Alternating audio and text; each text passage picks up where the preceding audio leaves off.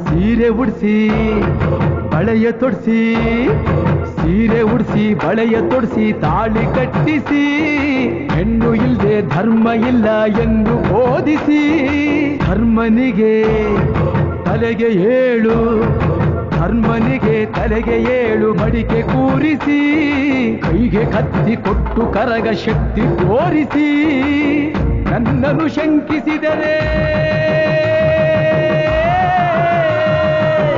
ನನ್ನನ್ನು ಶಂಕಿಸಿದರೆ ಪ್ರಳಯ ಎಂದಳಮ್ಮ ನನಗೆ ನಡೆದುಕೊಂಡ್ರೆ